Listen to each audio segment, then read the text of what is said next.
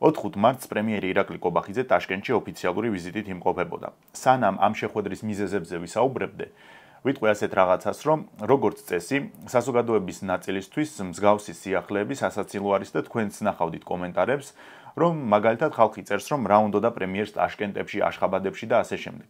ეს პათოსი მით უმეტეს გასაგები არის იმის ფონზე, რომ დასავლეთთან ჩვენი მთავრობა სულ უფრო დისტანცირდება და ურთიერთობა უფუჭდება. მაგრამ ასე დაცინვით საუბარი, რატომ არ არის მართებული და რომ რეალურად დიდი მიზნები შეიძლება ჰქონდეს მსგავს ვიზიტებს, სწორედ ამაზე ვისაუბრებ და ვეცადოთ, რომ სახელმწიფოებრივად შევხედოთ ასეთ საკითხებს. უზბეკეთში ოფიციალურ ვიზიტს რამდენიმე მიმართულება ჰქონდა. პირველი, ეს არის სავაჭრო ურთიერთობების გაზრდა, მეორე საინვესტიციო და კოოპერატიული პროექტების განვითარება და მესამე ჩვენთვის ყველაზე მნიშვნელოვანი სატრანსპორტო ლოჯისტიკური სისტემების გაერთიანება. პირველში აქ იგულისხმება, რომ 2024 წელს საქართველოსა და უზბეკეთს შორის ვაჭრობის მოცულობა გაიზარდა დაახლოებით $326 მილიონ და ახლა მხარეები შეთანხმდნენ, რომ ეს მაჩვენებელი უახლოეს წლებში უნდა გაზარდონ $1 მილიარდ. თუმცა მთავარი აქ არის რეგიონალური დონის ორმხრივი თანამშრომლობა. საქართველოს სტრატეგია არის, რომ რეგიონის უმსხვილეს პროექტებში არა მხოლოდ მონაწილე, არამედ ერთ-ერთი მთავარი მოთამაშე იყოს. შუა დერეფნის პროექტის განხორციელება და საქართველოს იქ ყოფნა უკვე განვითარებული ინფრასტრუქტურით ჩვენი ქვეყნისთვის არის უმნიშვნელოვანესი. მეცაც გეტყვით, ეს ისეთი პროექტია, რომ რეგიონის ყველა ქვეყანა დაინტერესებული არის. ამიტომ მოდით დავიწყოთ სულ თავიდან, რა არის შუა დერეფანი. ნახეთ, არსებობს რამდენიმე მარშრუტი თუ როგორ შეიძლება და როგორ ხდება ვაჭრობა ჩინეთსა და ევროკავშირს შორის. პირველი გზა არის ჩრდილოეთის დერეფანი, რომელიც რუსეთზე გადის. ჩინეთიდან ტვირთი გადაიზიდება ყაზახეთში, იქიდან რუსეთში, რუსეთიდან კი ბელარუსის გავლით ევროკავშირში. არის კიდევ საჰაერო გზა, რომელიც მართალია ყველაზე სწრაფია, მაგრამ შესაბამისად ყველაზე ძვირიც. და ბოლოს, კარგად დატესტილი, გამოცდილი და ეფექტიანი ვარიანტი ეს არის საოკეანო მარშრუტი. ამ გზის ერთადერთი მინუსი არის ვადები. ყველაზე გვიან ტვირთი დანიშნულების ადგილას ჩადის ოკეანის გზით. ბოლო რამდენიმე წელი თურქეთი, მცირე აზიის ქვეყნები და ჩინეთი ალტერნატიულ მარშრუტებზე მუშაობდნენ, რომელსაც შუა დერეფანი, ოფიციალურად კი ტრანსკასპიური საერთაშორისო სატრანსპორტო გზა ჰქვია. ეს როგორი პროექტია, იცით? დიდი ქვეყნების ინტერესებისა და ამბიციების დაჯახება და პატარა ქვეყნებმა ამ ყველაფრით სწორად უნდა ისარგებლონ. როგორც იტყვიან, სწორ დროს და სწორ ადგილას უნდა აღმოჩნდნენ.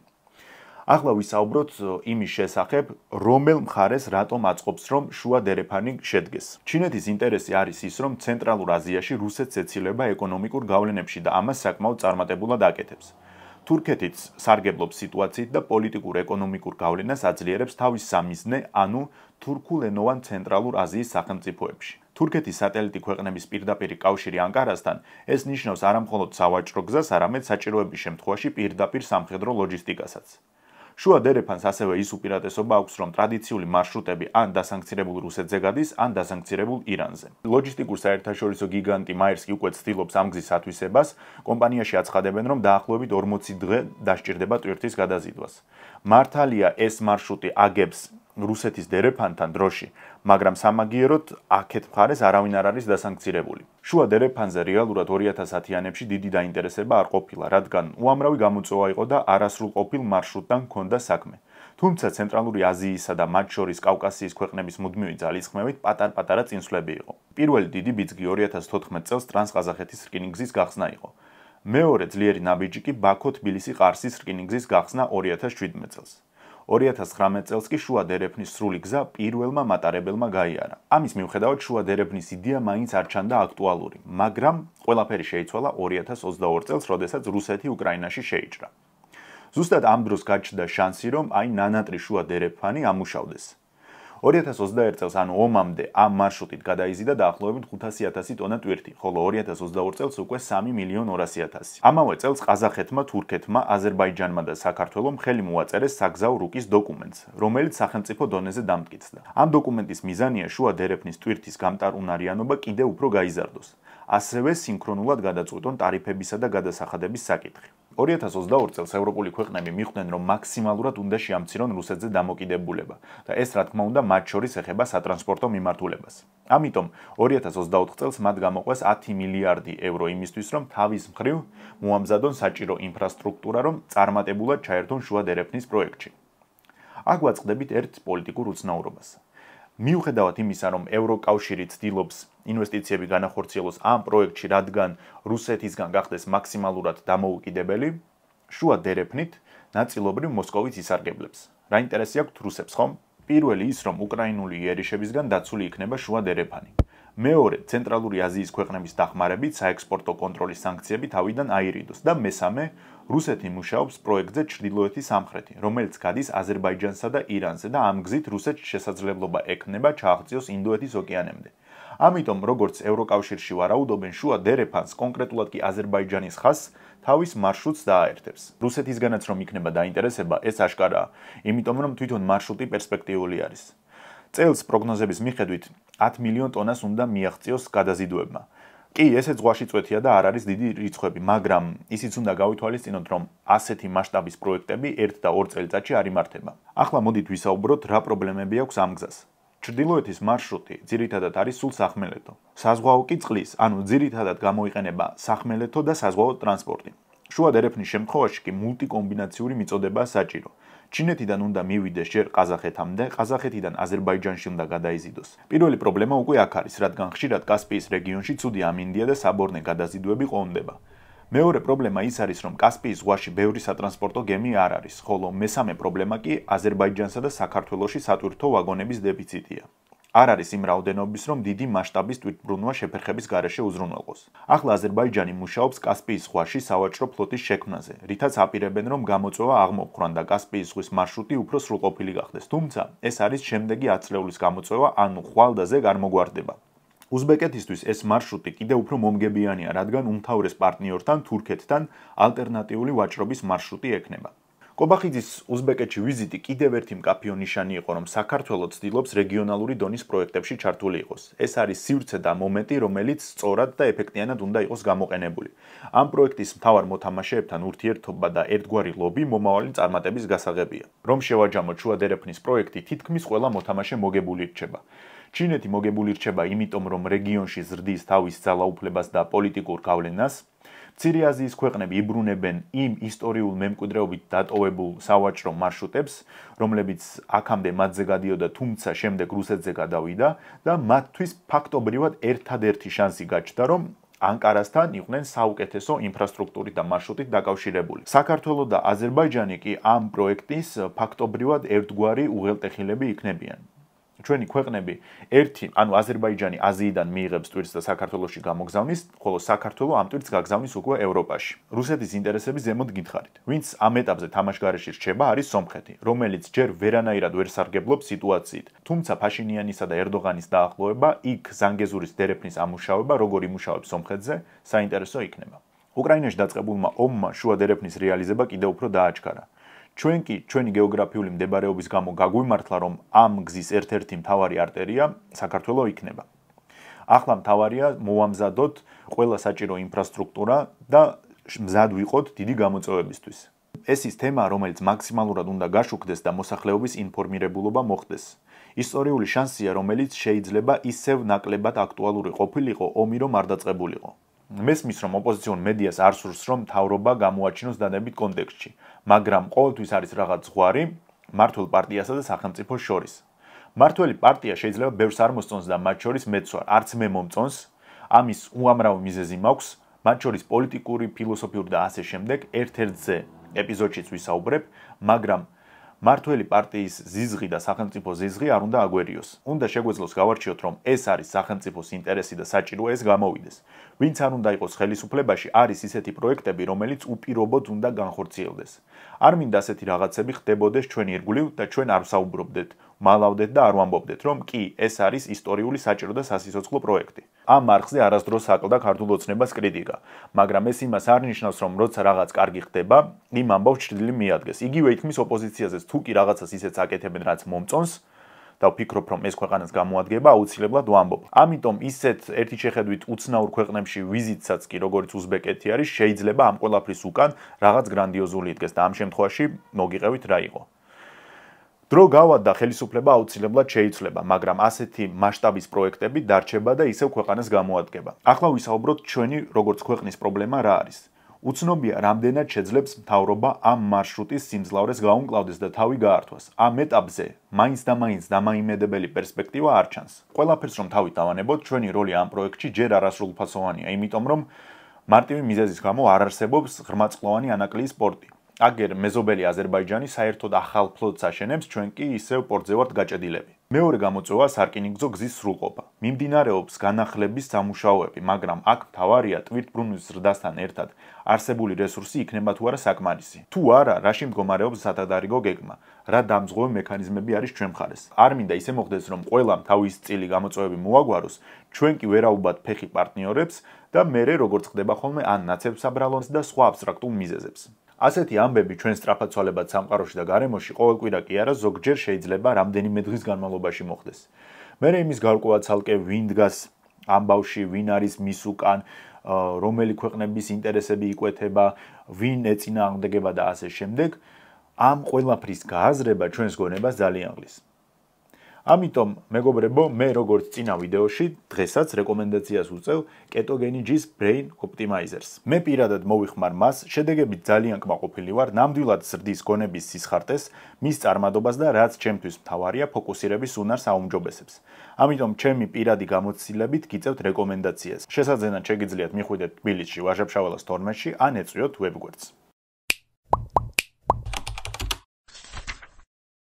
18 მარტს ტრამპსა და პუტინს შორის სატელეფონო საუბარი შედგა, რომელიც 2 საათნახევარს გაგრძელდა. მხარეებმა ისაუბრეს უკრაინაში კონფლიქტის დარეგულირებაზე და საუბარი ჰოკეის მატჩით დაასრულეს. ზოგადად, უკრაინის, რუსეთის და ამერიკის წარმომადგენლები რაც უფრო ხშირად ხვდებიან ერთმანეთს, მით უფრო ბუნდოვანი ხდება, როგორ შეიძლება ამ კონფლიქტის სამუდამოდ კი არა დროებით გაჩერება მაინც. რაც უფრო მეტი დიალოგი იმართება, იმაზე მეტი კითხვა ჩნდება, ვიდრე პასუხი არსებობს. 18 მარტის საუბარში გაირკვა, რომ პუტინი დათანხმდა ტრამპის ინიციატივას, რომლის მიხედვით ენერგეტიკულ ინფრასტრუქტურაზე 30 დღით უნდა შეწყდეს იერიშების მიტანა. გაიცვლება ტყვეების 175-175-ის ფორმატით, ანუ ერთი მხარე გადასცემს მეორეს 175 ტყვეს და მეორეც იგივე რაოდენობას. იმსჯელეს შავი ზღვის აკვატორიაში გემმავლობის უსაფრთხოების დაცვაზე, ასევე შეიქმნება რუსულ-ამერიკული საექსპერტო ჯგუფები და ორმხრივ რეჟიმში კონფლიქტის დარეგულირებასა და ინფორმაციის შეგროვებაზე იმუშავებენ. ენერგოობიექტებზე თავდასხმას აქვს რამდენიმე მიზანი. ერთ-ერთი არის ის, რომ მოსახლეობა ამყოფოს სტრესსა და დისკომფორტში. არ გაქვს წყალი, ელექტროენერგია, ბუნებრივი აირი, ცდილობ ამ გზით მოსახლეობა აიძულო, რომ მთავრობა შეუქმნას წნეხი. რაღაც პერიოდი ეს ტაქტიკა ამართლებდა, როდესაც რუსები ბომბავდნენ უკრაინის ენერგო სისტემებს. მაგრამ ნელ-ნელა ეს შეტევები არ იყო ისეთი სისტემატიური და მასშტაბური, შესაბამისად უკრაინელებმა ისწავლეს, როგორ უნდა აღედგინათ ენერგია უმოკლეს პერიოდში. შესაბამისად, ეფექტიანობა ამან დაკარგა. შავ ზღვას რაც შეეხება, იქ ისედაც ასე რომ ვთქვათ, რა თქმა უნდა, რაღაც დოზით შეზღუდულია, მაგრამ მთლიანობაში გემთა მიმოსვლა დღემდე ხდება. რუსეთის სამხედრო ფლოტს არ აქვს იმის რესურსი, რომ მოაწყოს ეკონომიკური ბლოკადა. ის რაც ყავდათ ან ჩაუძირეს და ახლა საერთოდ გაიყვანეს აკვატორიიდან. ეგრეთ წოდებულ ჰუმანიტარულ გაცვლებს რუსეთ-უკრაინა სტაბილურად აკეთებს. აქ ტრამპის დამსახურება დიდად არაფერია. ომის დაწყებიდან ტყვეების გაცვლა თანაბარი რაოდენობის ფორმატით სულ იყო. ახლო აღმოსავლეთის თემაში რუსეთმა შუაშისტური პოზიცია დაიკავა, არც ირანთან გაიფუჭა სიტუაცია, არც ისრაელთან. ბოლოს კი განიხილეს რუსეთისა და ამერიკის ლიგის გუნდების ჰოკეის მატჩის იდეა. რეალურად მხარეებმა კი ბევრი ისაუბრეს, მაგრამ ახალი არაფერი იყო. ისეთი არაფერი გაჟღერებულა, რაც აქამდე არ ვიცოდით ან აქამდე არ კეთდებოდა.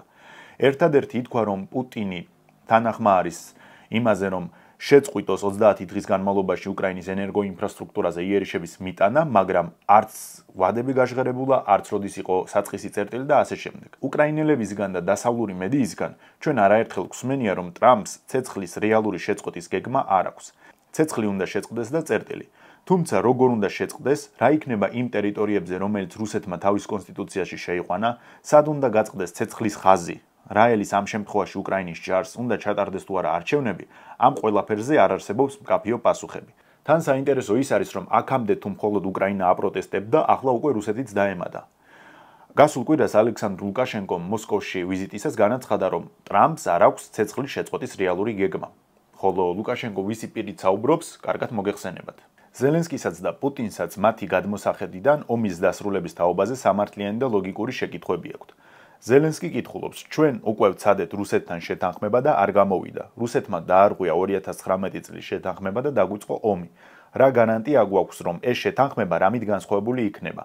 რა გარანტია, რომ 5 წელში ომს არ განაახლებს და ასე შემდეგ. პუტინი კითხულობს, რა გარანტია რომ ახლაც რომ დავთანხმდეთ დროებით ცეცხლის შეწყვეტას, უკრაინა არ გააჩერებს მობილიზაციას.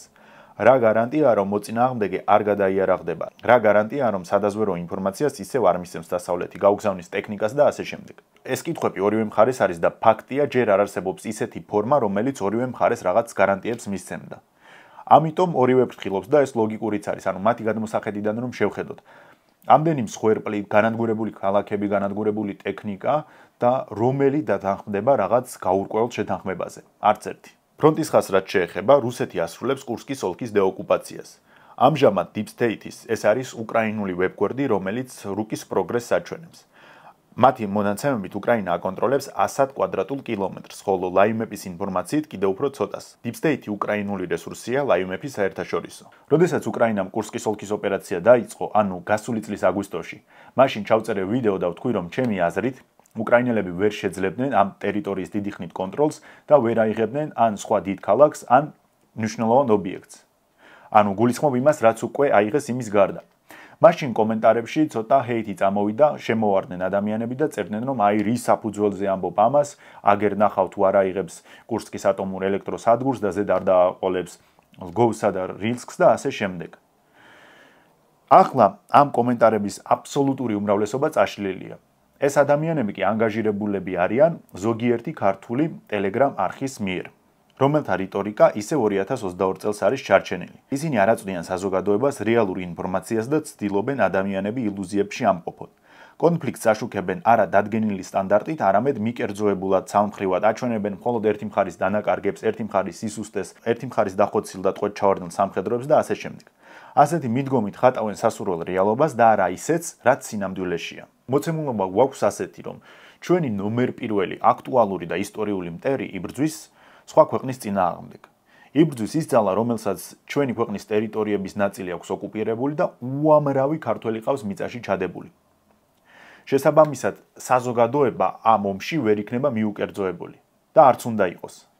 მაგრამ ეს იმას არ ნიშნავს, რომ რომელიმე Telegram არხმა ან მედია საშუალებამ ბოროტად ისარგებლოს საზოგადოების ეს განწყობა და ადამიანებს შთააგონოს და დააჯეროს, რომ აი ნახეთ თურმე მტერი რა სუსტია, აი ნახეთ როგორ დასაცინია, აი ნახეთ რომ არაფერი არ შეუძლია, აი ნახეთ უკრაინა ახლა იქ შეიჭრა და ხვალ მოსკოვამდე გავა და ასე შემდეგ. ამ შემთხვევაში როგორც არაერთხელ მithქვამს, გამოსავალი არის რომ ინფორმაციის სხვადასხვა წყაროს გავეცნოთ და მეტნაკლებად ობიექტური რეალობა დავინახოთ. თორემ ასეთი არხები, არაჯანსაღი და ტოქსიკური რესურსები, რომლებიც ემოციებზე აგებულ ინფორმაციებს ავრცელებენ, სოციალური ქსელების ეპოქაში სულ იარსებებენ და ჩემი აზრით უნდა იყვნენ კიდეც. უბრალოდ ჩვენ უნდა ვიცოდეთ როგორ ვიმუშაოთ მათთან სწორად.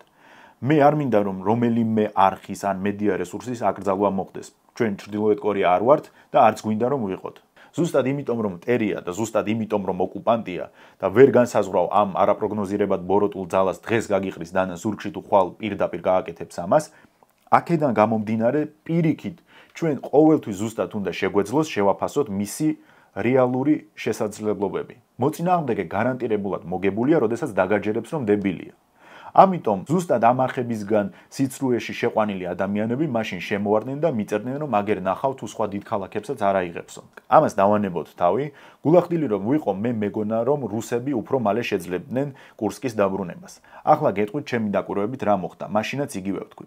გაიხსენეთ რა მოხდა 2022 წლის თებერვალში, მაშინ როდესაც საბრძოლო მოქმედებები დაიწყო, ანუ პირველი დღები ან პირველი რამდენიმე კვირები. უკრაინელები არ ელოდნენ რომ რუსები ამდენი მიმართულებით წამოიწყებდნენ შეტევებს, შესაბამისად იყო ისეთი ტერიტორიები, სადაც არც რაიმე სახის თავდაცვითი ნაგებობები იყო, არც ჯარი იყო მომზადებული და ასე შემდეგ. ამიტომ, როდესაც რუსები შევარდნენ, მაქსიმალურად დიდი ფართობი მიიტაცეს ბრძოლის გარეშე. შემდეგ უკვე, როდესაც უკრაინელები მობილიზდნენ, შეიარაღდნენ და ასე შემდეგ და გაივლო მკაფიო ფრონტის ხაზი, უკვე ცხვირი წაიდეხეს რუსებმა. და გაიხსენეთ, რის ფასად უწევდათ ქალაქების დაპყრობა, ანუ ქუჩაზე რომ გადასულიყვნენ, შეიძლება რამდენიმე კვირა დასჭირვებოდათ. აი მაგალითი რომ თქვა, ხო? მარტივად თითქმის ბრძოლის გარეშე აიღეს მელიტოპოლი, ბერდიანსკი და უკვე ბრძოლები დაიწყო მარიუპოლში, სადაც საერთოდ სხვა სურათი დახვდათ. ზუსტად იგივე მოხდა კურსკის ოლქშიც. აგვისტოში, როცა უკრაინელები შეიჭრნენ, ჯერ რომ საერთოდ არ ელოდნენ რუსები და მერე მეორე არც წესიერი ფორტიფიკაციები ჰქონდათ. იგივენაირად სადამდეთ შეძლეს უკრაინელებმა მინიმალური ბრძოლით მაქსიმალური ტერიტორიის აღება აიღეს და გამაგრდნენ. მერე უკვე ანალოგიურად იქაც ჩაიკეტა ხაზი და ახლო მყოფი შედარებით ბრძოლისუნარიანი დანაყოფების მიერ დაორგანიზდა ფრონტის ხაზი. იმ დროს რუსეთს ჰქონდა ორი გზა. პირველი, ან არ უნდა ეგემა ეს სირცხული და სასწრაფოდ მოეხსნა ფრონტის ხაზიდან ბრძოლისუნარიანი შენაერთები, რომლებიც იყვნენ კარგად შეიარაღებული და ჰქონდათ უმაღლესი საბრძოლო გამოცდილება, სასწრაფოდ გადაესრულა ესენი კურსკის ოლქში და შეეცადა რომ განედევნა მოწინააღმდეგე თავის ტერიტორიებიდან, ან მეორე, უნდა ეგემა ეს სირცხული, უნდა ეღიარებინა რომ ნამუსი ახადეს და დაეწყო ცივი გონებით კურსკის ოლქის დეოკუპაციის ხანგრძლივი ოპერაცია. აირჩიეს მეორე გზა, ამიტომ შერჩათ აპტი ალაუდინოვი, რომელიც ხან რომელი ბუჩკიდან იღებდა ვიდეოებს და ხან რომელი დეკორაციიდან და ამბობდა, რომ აი ყველაფერი კარგად მიდის და მაქსიმუმ შემოდგომის ბოლომდე კურსკს კი არა, საერთოდ ომსაც მოვიგებთო და ასე შემდეგ. დაიგეგმა სრულფასოვანი ოპერაცია და არა ნაჩქარევი. შესაბამისად გაიწელა დროში და აგერ 2025 წლის მარტია და ჯერ ბოლომდე არც დაუსრულებიათ. ის არგუმენტი, რომ აი კურსკში იმიტომ შევედით, რომ სუმის ოლქის აღება იგეგმებოდაო, არ მგონია მართალი, იმიტომ რომ სუმის ოლქის აღება კი არა, ფრონტისპირა რეგიონში სულ არ ყოფილა ჯარიც კი, რომელიც რაიმე სახის წინააღმდეგობას გაუწევდა.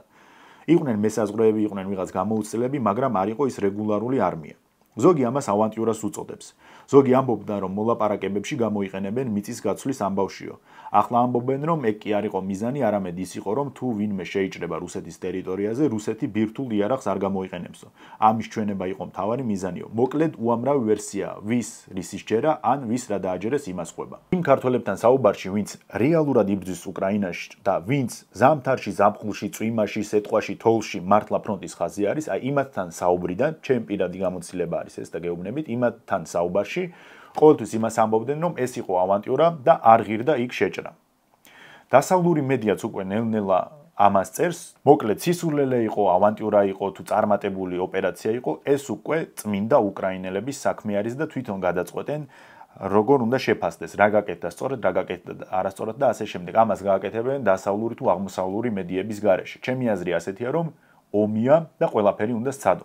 ჩვენ კი ვცადოთ, რომ სამართლიანმა სიძულვილმა არ დაგვაბრმავოს და არ გვაცხოვროს ილუზიურ სამყაროში. ეს ალბათ ყველაზე მეტად მტერს უნდა, რომ თვითონ წარმოჩინდეს სუსტად. ისრაელი რომ ისრაელია, ცოცხალი თავით არასაჯაროებს აქვს თუ არა ბირთვული იარაღი. იფიქრონ მტრებმა რომ არ აქვს, იფიქრონ რომ შეიძლება საკმარისად ძლიერი არაა. ყველა მოწინააღმდეგე ცდილობს მეორეს აფიქრებინოს, რომ სუსტია და ჩლუნგია. ამიტომ ნუ აყვებით ასეთ ისტერიულ რესურსებს. ქართული ოცნება მაქსიმალურად ცდილობს ძალაუფლების მონოპოლიზაციას. ბოლო პერიოდი ჩვენ თვალს ვადევნებთ, როგორ შეჰქონდათ და შეაქვთ კანონებში ცვლილებები, რეგულაციები, რაც მათ საშუალებას და ბერკეტს აძლევს, რომ მათთვის სასურველი შედეგი დადგეს. ჯერ იყო და შეკრების შესახებ მიიღეს მთელი რიგი ცვლილებები, ამას მოყვა უზარმაზარი ჯარიმები აქციის მონაწილეების წინააღმდეგ, შემდეგ იყო ცვლილებები საჯარო სამსახურის შესახებ და ახლა უკვე მედიის ჯერიც დადგა. მაუწყებლობის შესახებ კანონში შევიდა ცვლილებები, რომლებსაც ახლა მე წაგიკითხავთ. თუ ახალი ამბების გაშუქების დროს სამართლიანობისა და მიუკერძოებლობის პრინციპებს არ დაიცავენ, თუ ახალ ამბებში საკითხის გაშუქების დროს არ დაიცავენ ბალანსს, თუ წინასწარი გაფრთხილების გარეშე ეთერში გაშვების მიზნით ჩაწერენ ინტერვიუს ან სატელეფონო საუბარს, გარდა იმ შემთხვევისა, როცა არსებობს ვარაუდი, რომ ღიად ჩაწერა ვერ მოხერხდებოდა, თუ პირდაპირ ეთერში შესული ზარები სამართლიანობის პრინციპით არ შეირჩევა, ერთი შეხედულების გამოხატვა დაუშვებელი იქნება, თუ სასწავლო დაწესებულებაში, საავადმყოფოებში, სასჯელ აღსრულების დაწესებულებებში, პოლიციის განყოფილებაში ან სასტრაფო დახმარების მანქანაში მასალის გადაღების დროს არ ექნება წინასწარი თანხმობა როგორც უფლებამოსილი პირის, ისე იმ ადამიანების, რომლებსაც იღებენ, თუ პროგრამაში აქტუალურ საკითხზე მხოლოდ ერთი სტუმარი იქნება მიწვეული და ამას გამოიყენებენ იმ პირზე თავდასხმისთვის, რომელიც პროგრამაში არ მონაწილეობს, ასეთ შემთხვევებში მედიებს დაეკისრებათ ჯარიმები. ჯერ გაფრთხილება და შემდეგ უკვე ჯარიმები. ეს გავრცელდება არა მხოლოდ ტელე და რადიო მაუწყებელზე, არამედ მათ სოციალურ ქსელებზეც. ერთი შეხედვით მიღებულ რეგულაციებში ცუდი არაფერია. უпростоრედ ჩვენ რომ ცხოვრობდეთ სამართლიან სახელმწიფოში, სადაც მარეგულირებელი იქნებოდა მართლა მარეგულირებელი და არა სახელმწიფო პოლიტიკის მაკორექტირებელი, ამ შემთხვევაში პირიქით ეს შეიძლება ზოგადად მედია გარემოს ამაღლებაზე ყოფილიყო შედეგიანი. მაგრამ ჩვენ ნამდვილად არ ვცხოვრობთ ისეთ ქვეყანაში, სადაც მარეგულირებელს შეუძლია განსაზღვროს რა არის ობიექტური და რა არის მიუკერძოებული. ასეთი რეგულაციების დროს ჩვენ ვაწყდებით ნდობის პრობლემას. შეგვიძლია თუ არა მივენდოთ ხელისუფლებაში მყოფ პარტიას განსაზღვროს რა არის ობიექტური და რა არ არის. არა, შანსი არ არის. ნახეთ, მე სრულად ვიაზრებ იმას, რომ სახელისუფლებო მედიის მსგავსად ოპოზიციური მედიაც არის ჩვეულებრივი მხარე.